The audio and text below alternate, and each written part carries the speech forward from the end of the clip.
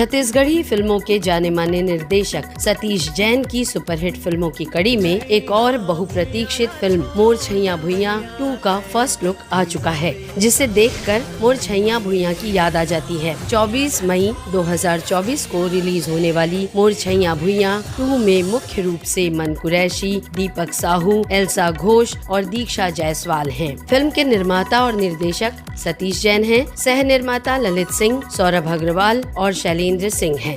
गीत सतीश जैन और गिरवर दास मानिकपुरी ने लिखे हैं। मोर छैया भुइयां 2 को लेकर सभी को बेसब्री से इंतजार है, क्योंकि सतीश जैन ही ऐसे डायरेक्टर हैं जिनकी फिल्में दर्शक खूब पसंद करते हैं और उन्हें सिनेमा घर में फिल्म देखकर अच्छा भी लगता है, क्योंकि सतीश जैन ने अब तक जितनी भी फिल्में बनाई हैं, सभी को दर्शकों का भरपूर प्यार मिला है। उम्मीद की जा रही है कि मोर छैया भुइयां 2 अपेक्षा से और अधिक पसंद की जाएगी।